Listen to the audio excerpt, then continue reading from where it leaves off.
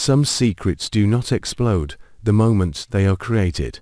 They exist quietly, spreading in silence, slowly corroding every fragile corner of trust, until an unexpected crisis tears open the surface of calm and exposes everything people have tried to bury. In Fairmont Crest, where everything is cloaked in elegance and control, tragedy rarely arrives with screams. It comes through silence that lasts too long, through choices made in the name of protection that ultimately plant the seeds of destruction.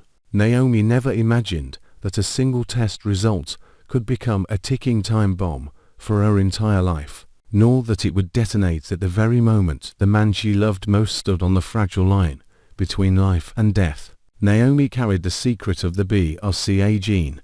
If she were carrying a fracture in her soul, she was not only afraid of the illness that might one day arrive, but of a future forced to be redefined by cold numbers on a page. She feared the medical decisions that could not be avoided, the possibility of preventive surgery, the looks of pity, the feeling of being reduced to a biological risk within her own marriage. But above all, Naomi feared watching Jacob change. She feared the day his eyes would no longer be carefree when he spoke about children, feared that plans once drawn with hope would now have to be measured against risk, and so Naomi chose silence, not out of selfishness, but because she believed she was protecting everything most fragile, her family, their stability, and the image of a future not yet under threat. That silence gradually became a habit, then a wall. Naomi began living two parallel lives, one outwardly composed, responsible, and loving, and another inwardly suffocating under a nameless dread. She was angry at herself for lacking the courage to tell the truth, yet even more furious when she realized that the longer she stayed silent, the harder it became to stop. The secret was no longer just medical information. It was proof that she had made a unilateral decision for Jacob, stripping him of his right to know, to choose of the very agency owed to the man she insisted she loved with everything she had. Meanwhile, Jacob had no idea that their shared life was being shaped by something he had never been allowed to see. He sensed the change in Naomi, the hesitation in long-term plans, the evasiveness whenever conversations drifted toward the future. The ambiguity frustrated him, but he chose to believe it was merely the result of mounting family pressures. He did not know that this trust would be the very thing that made the shock to come infinitely more cruel. The crisis arrived without warning.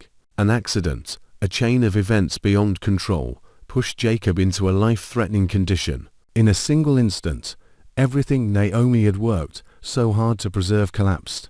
The hospital became a space of suffocating waiting, where time stretched like punishment. Naomi faced the possibility of losing Jacob while carrying a truth he had never known. Guilt was no longer abstract. It became painfully tangible in every breath, in every thought, that if this were the end, Jacob would die without ever understanding why Naomi had changed, why she had hesitated, why their future had always remained suspended in uncertainty.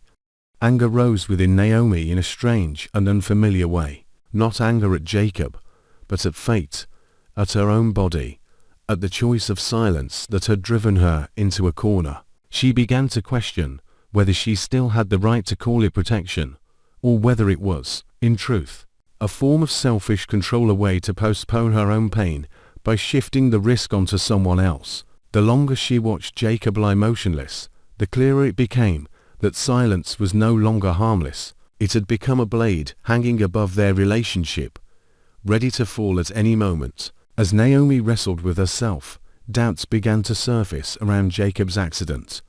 It no longer felt like a simple stroke of bad luck. Small details hinted at the possibility that someone's hand had intervened.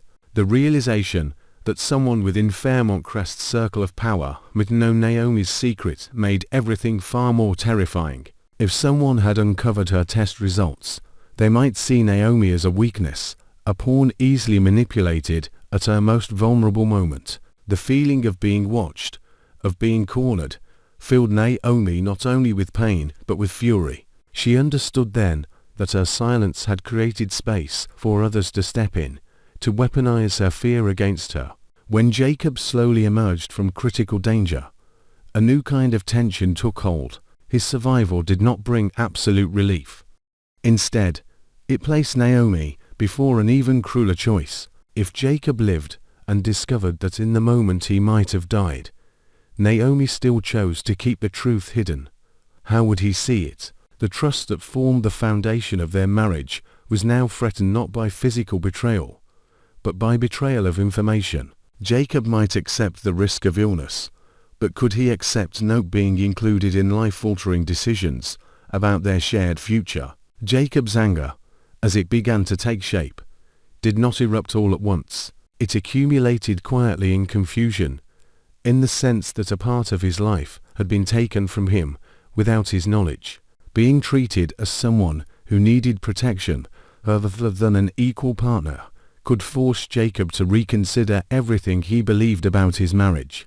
His survival became a double-edged blade, both an opportunity to confront the truth and the source of deeper fractures yet to come. If, however, Jacob could not survive, the loss would not simply be the death of a man, but the death of every chance at redemption. Naomi would be left living with a secret she could no longer share, a truth forever unspoken. That guilt would not fade with time. It would harden into a permanent psychological scar, haunting every decision she made thereafter.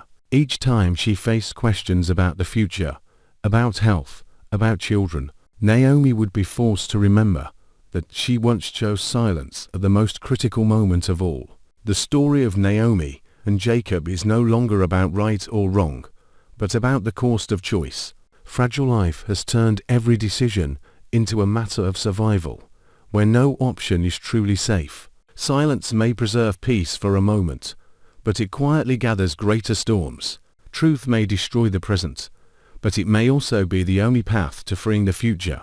And caught between these realities, Naomi is driven into a corner where even love-born motives can be interpreted as betrayal, where every decision carries irreversible loss. In the world of Beyond the Gates, tragedy is not defined by who falls ill or who survives, but by how people treat the truth when time is no longer on their side, and when the line between protection and betrayal is erased. No one leaves this story without carrying wounds.